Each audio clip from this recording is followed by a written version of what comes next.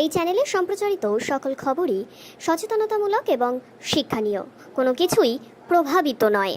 আজ নেতাজির 128তম জন্মবার্ষিকী, আর সেই জন্মবার্ষিকীর দিন আমরা এ রাজ্যের বিভিন্ন জায়গায় কিন্তু দেখেছি সাধারণ মানুষ থেকে শুরু করে নেতা মন্ত্রী বা যারা উচ্চপদস্থ আধিকারিক আছেন প্রত্যেকেই কিন্তু নেতাজির স্মরণে লিপ্ত হয়েছেন। স্কুলগুলোতে নেতাজির জীবনের বিভিন্ন কাহিনী কিন্তু আজ আবারও শোনানো হচ্ছে।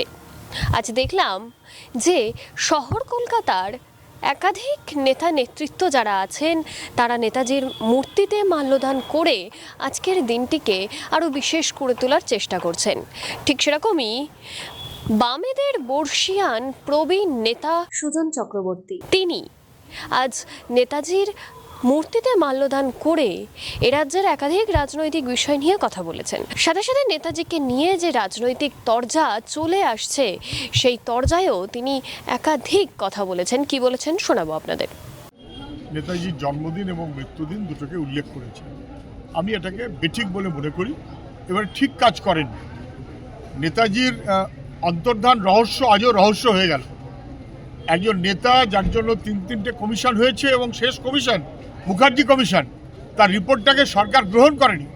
মুখার্জি কমিশন স্পষ্ট বলেছে যেদিন বিমান দুর্ঘটনায় মারা গেছে বলে বলা হয়েছে ওদিন কোনো বিমান দুর্ঘটনাই ঘটেনি।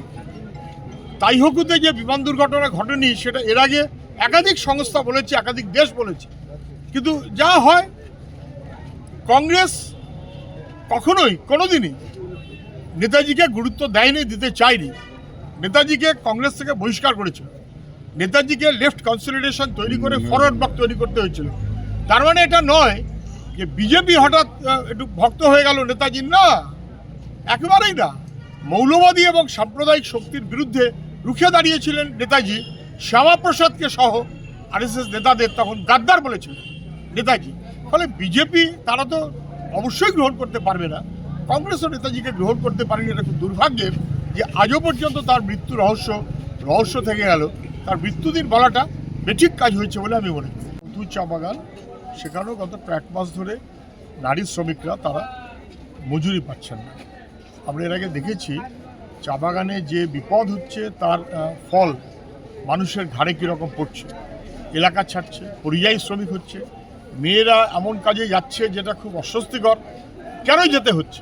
এই অবস্থা তৈরি করলো কে? শাসক। পশ্চিমবাংলা শাসক, দিল্লিওয়ালারা একই রকম মনোভাবে চলছে। ফলে চা বাগানের শ্রমিক এবং মজুররা খুব বিপদে আছে। পৃথক রাজ্যের দাবি করেছে মমতা, উত্তরে কামতা একই রকম মনোভাব দেখিয়েছে। তারপরে ওই অনন্ত রায় কি অনন্ত মহারাজ কি এক বলে, সে বিজেপির মিটিংয়েও আছে, তৃণমূলের মিটিংয়েও আছে, দু ঘরেই আছে। না বুঝবার কোনো কারণ নেই। একটা বড় উঠোন, তার একটা ঘরে বিজেপি আর একটা ঘরে তৃণমূল, দুজনের ভাষা এক, ভঙ্গি এক, চালচলন এক। নিষিদ্ধ স্যালাইন ব্যবহার করে তাতে তো একজন মারা গেছেন, ঠিক আছে, একজন শিশু মারা গেছেন, কোমায় গেছেন, কলকাতা হাসপাতালে ট্রান্সফার করা হয়েছে। এখন জলপাইগুড়িতে একই রকম সেই স্যালাইন ব্যবহার করা এবং তার থেকে অসুস্থ। মেদিনীপুরটা হইচই হয়েছে বলে সরকার তড়িঘড়ি একটা, তাও তড়িঘড়ি না, 3 দিন পর এই আমাদের ছাত্র যুবরা হইচই করবার পর 3 দিন পর হাসপাতালে নিয়ে গেছে কলকাতাতে। জলপাইগুড়ি মেডিকেলে যারা অসুস্থ হয়ে রয়েছেন হাসপাতালে, তাদের চিকিৎসার ক্ষেত্রে সরকারের কোনো ভূমিকা আছে কি?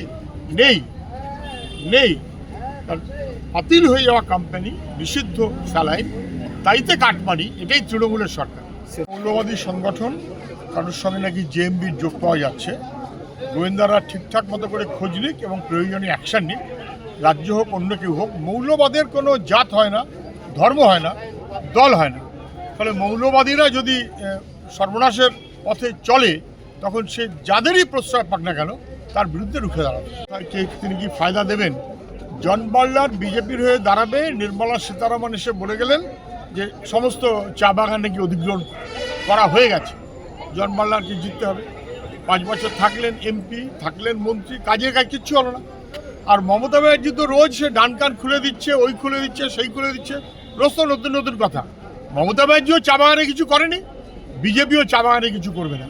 জন বার্লার বিজেপিতেই থাকুক আর তৃণমূলেই থাকুক, লড়াই ছাড়া চা বাগানের শ্রমিক এগোতে পারবে না। তৃণমূল বিজেপি তার ভরসা হতে পারবে। একেবারে কলকাতা শহরে আর একটা বাড়ি হেলে পড়লো, সম্ভবত 6 তলা, হেলে পাশের বাড়ির ঘাড়ে গিয়ে পড়লো। এবার এ বাড়িটাও পড়বে, ও বাড়িটাও পড়বে। বেআইনি নির্মাণ হলে যা হয় পশ্চিমবাংলায়, কলকাতায় আপনি তাই এখন দেখছেন। ফলে গার্ডেন রিচ বাড়ি ভেঙে 12 জন মারা গেল, কাউন্সিলরের গাড়ির দাম 5 কোটি টাকা হয়ে গেল। বাঘাযতীন তৃণমূলের কাউন্সিলর, কামারহাটি তৃণমূলের মাতব্বরী, আবার এখানে ক্রিস্টোফার রোড ট্যাংরা একই রকম। জলা জমি ভরিয়ে বাড়ি, বেআইনি নির্মাণে বাড়ি, টাকার বিনিময়ে বাড়ির স্যাংশন, তৃণমূলের রাজত্বে এগুলো সত্য। এবং সেই কারণেই রোজ বাড়ি হয় ভাঙছে, নয় হেলে পড়ছে। বেআইনি বাড়ি নির্মাণ এবং সেখান থেকে টাকা খাওয়া, এটা তৃণমূলের কাজ হয়েছে। সরকার বলে কোনো বস্তু কি পশ্চিমবাংলায় আছে? এখন বাড়ির লোকদের বলছে তোমরা বাড়ি ছেড়ে চলে যাও। চৌধুরীকে দাঁড়াতে বলেছেন, কি বার্তা দিচ্ছেন আমি জানি না। অধীরের সঙ্গে হুমায়ুন কাজ করেছে, আবার হুমায়ুন মমতার সঙ্গেও কাজ করেছে, বিজেপির সঙ্গেও কাজ করেছে। সর্বঘট ঘুরে এসে এখন বোধহয় বুঝেছে যে অধীরই ওর পরিত্রাতা। সেই কারণেই নানান কথা বলছে হয়তো। তৃণমূলে ওর হাল ভালো না।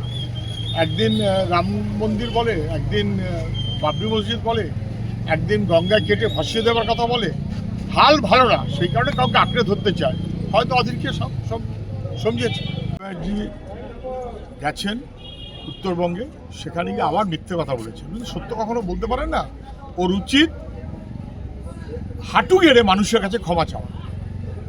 যখন পশ্চিমবাংলায় বামপন্থীরা সরকার আসার আগে থেকে একটানা বলে যাচ্ছিল যে বাংলার বিরুদ্ধে দিল্লির বৈষম্য, তখন বা পরবর্তী সময় তো তখন মমতা ব্যানার্জি তাকে তো অস্বীকার করেছে যে না, এসব মিথ্যে কথা বলছে জ্যোতিবাবুরা। আজকে কেন উনি বলছেন?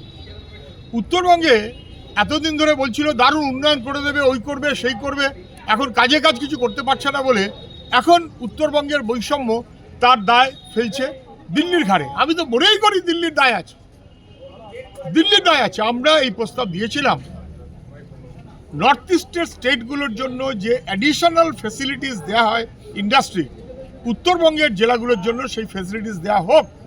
দিল্লি সেটা মানেনি। উনি দিল্লির মন্ত্রী ছিলেন মমতা ব্যানার্জি। ফলে দিল্লি যে বঞ্চনা করে, পশ্চিমবাংলা যে বঞ্চিত হয়েছে বরাবর, এ নিয়ে কোনো সন্দেহ নেই। কিন্তু এই কথাটা বলার কোনো রাইট মমতা ব্যানার্জির নেই। উনি দিল্লি সরকারের মন্ত্রী ছিলেন এবং এতদিন অস্বীকার করেছেন। একজন এক একটা সুর, বিজেপিতেও তাই। সুকান্ত বনাম শুভেন্দু, নাকি দিলীপ ঘোষ বনাম তথাগত, নাকি তথাগত বনাম সুকান্ত, নানাবিধ আছে। আর যারা সবসময়তেই বলে এক করে আর এক, তারা এখন সুযোগ নিচ্ছে। শুভেন্দু অধিকারী তৃণমূলের নেতা, হাত পাকিয়েছে তৃণমূলে। লুঠের হাত বলি আর জেহাদি বলি, পাকিয়েছে তৃণমূলে। তৃণমূলে হাত পাকিয়ে বিজেপিতে গেছে।